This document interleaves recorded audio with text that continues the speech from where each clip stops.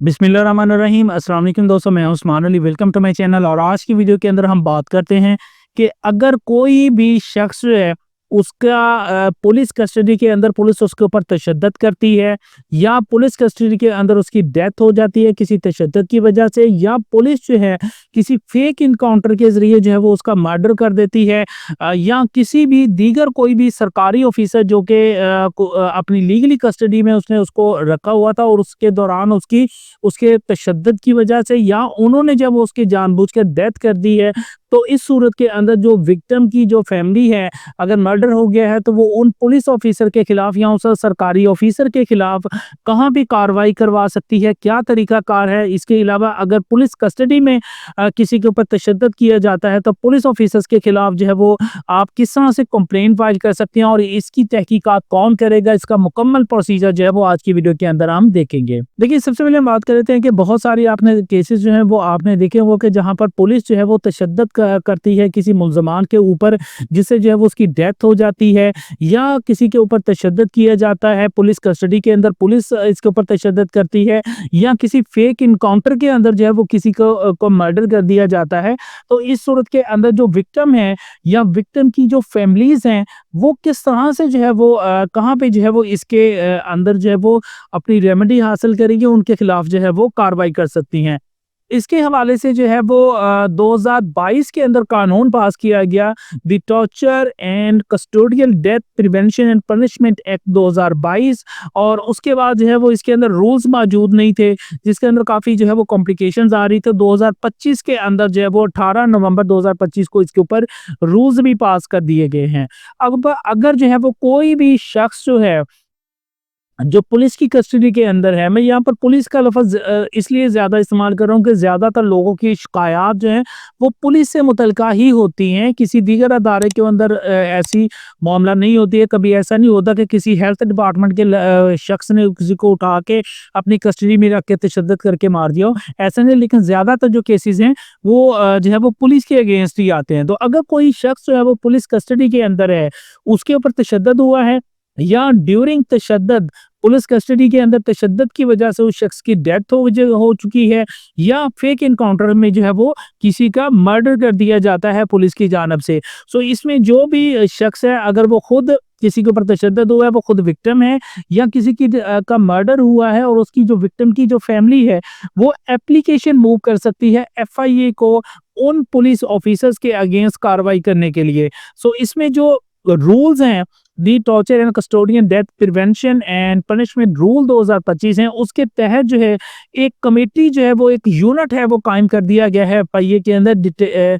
Detected custodian death and torture investigation unit. आपने जो है वो FIA को एप्लीकेशन मूव करनी है, वो इस जो यूनिट है इसके अंदर आपकी एप्लीकेशन को मूव कर देंगे। आप सबसे पहले जो है ये आपकी जो एप्लीकेशन है, ये यूनिट आपकी एप्लीकेशन को देखेगा कि आपकी एप्लीकेशन सच के ऊपर मबनी है, उसके अंदर किसी किस्म के कोई मामला तो ऐसा तो नहीं है कि आपने कोई फेक जो है वो कोई रिपोर्ट किया है। तो वो उसके अंदर जो है वो उस चीज़ों को देखेंगे और देखने के बाद जो है वो एक इन्वेस्टिगेशन ऑफिसर को जो है वो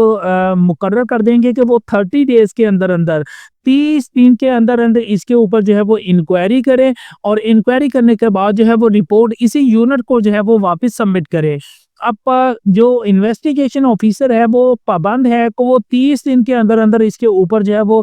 इन्वेस्टिगेशन करेगा। जो है वो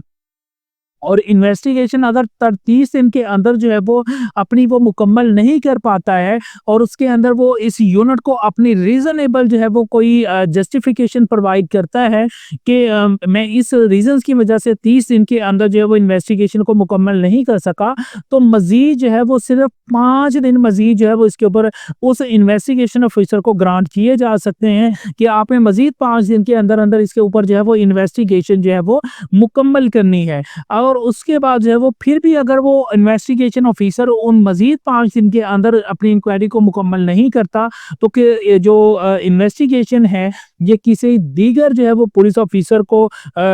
इंक्वायरी के लिए जो है वो सबमिट की जा सकती है। इसके बाद जो है वो इन डेज़ के अंदर जो है वो टोटली तौर के ऊपर अगर 30 दिन के अंदर 30 दिन है तो मज़ीद 5 दिन जो है वो देने के बाद ये अपनी जो इन्वेस्टिगेशन ऑफिसर है, ये अपनी इन्वेस्टिगेशन मुकम्मल करके जो है वो जो detective custodian death and torture investigation unit जो है, इसको जो है वो अपनी इन्वेस्टिगेशन की रिपोर्ट सबमिट कर देगा और ये जो यूनिट है, ये उसके बाद जो है वो उस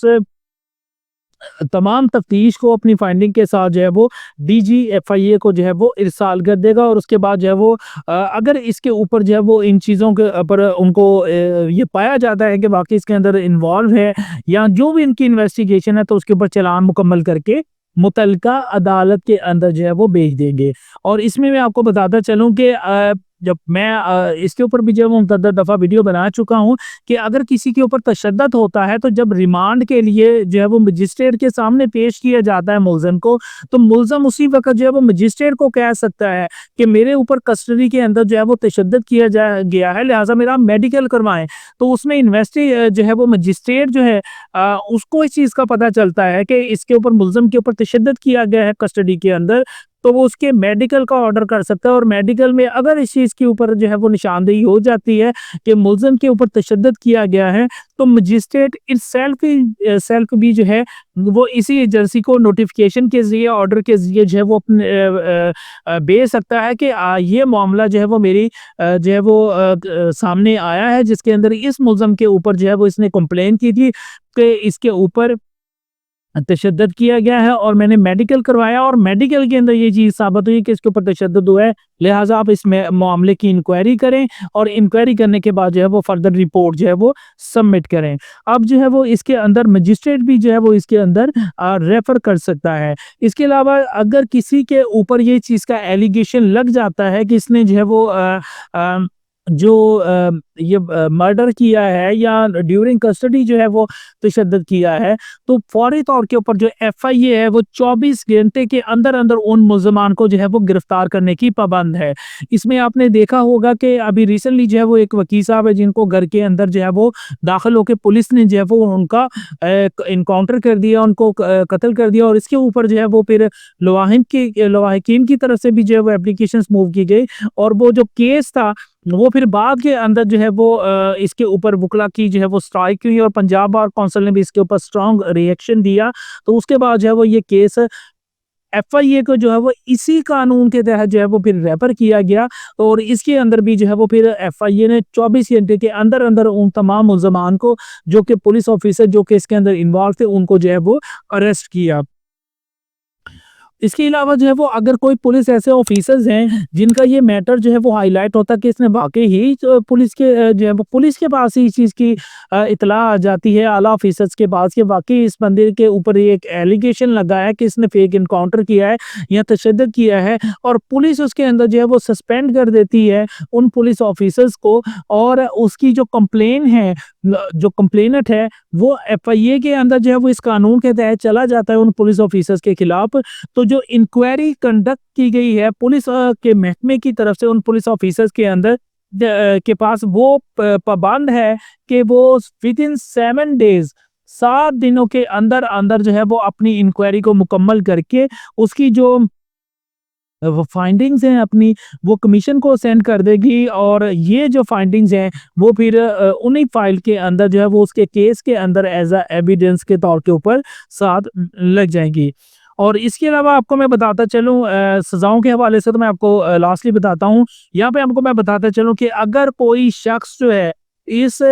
कानून के तहत जो है वो उसके ऊपर कन्विक्टेड हो जाता है, उसको सज़ा हो जाती है, तो वो किसी भी सरकारी महकमे के अंदर जो है वो जॉब नहीं कर सकता है। हाँ, अगर एपलेट कोर्ट से जो है अपील वो फाइल करता है, 30 दिन का टाइम होता है इसमें अपील फाइल करने का। अगर वो अपील फाइल करता है हाई कोर्ट के अंदर क्योंकि इसका जो ट्रायल है वो सेशन कोर्ट के अंदर होगा और इसमें जो अपील है वो फिर हाई कोर्ट के अंदर अलाइ करती है। तो हाई कोर्ट में अगर अपील होती है और हाई कोर्ट से अगर वो बरी हो जाता है तो देन वो किसी ओहदे के ऊपर सरकारी में जा सकता है। अदरवाइज अगर किसी को इस एक्ट के तहत जो है सज़ा हो जाती है, तो वो किसी भी सरकारी महकमे के अंदर जो है वो जॉब नहीं कर सकता। अब इसमें बात कर लेते हैं सज़ाओं की, तो इसमें सज़ा क्या होगी पुलिस ऑफ़िसर्स को? जो भी यहाँ इसके अंदर जो है वो इन्वॉल्व होगा, जिसके अगेंस्ट कंप्लेन आती है, जो इसमें कन्विक्टेड होता है, तो ये बात ज़हन में रखिए कि अगर किसी का उन्होंने मर्डर किया है, क तशद्दुद की वजह से वो बंदे की डेथ हो गई है या फिर एक एनकाउंटर के ज़रिए उसका मर्डर किया है, तो इस सूरत के अंदर दफ़ा 302 लगेगी ताज़रात पाकिस्तान की कत्ले अमद की, और जिसके तहत जो है वो सज़ा होगी। इसके अलावा अगर तशद्दुद किया गया है, तो फिर उसमें देखा जाएगा कि तशद्दुद किस नौइयत का किया गया है और किस चीज़ किस्म की उसको इंजरीज़ आई हैं। तो जो ताज़ीरात पाकिस्तान के अंदर इंजरीज़ बयान की गई हैं, उनकी सज़ाएँ बयान की गई हैं, वही सज़ाएँ जो हैं वो उन पुलिस ऑफ़िसर्स को दी जाएँगी। अब जो है वो कौन-कौन सी जो है वो इंजरीज़ होती हैं नौइयत की, और किस नौइयत की इंजरी के ऊपर क्या सज़ा होती है, इसके ऊपर मैं डिटेल वीडियोज़ बना चुका हूँ। आपको इस वीडियो के लास्ट में भी उसका लिंक मिल जाएगा और वीडियो के डिस्क्रिप्शन में भी जो है वो आपको लिंक मिल जाएगा। तो जो भी सज़ाएँ हैं वो इसके अंदर जो है वो वही होंगी जो कि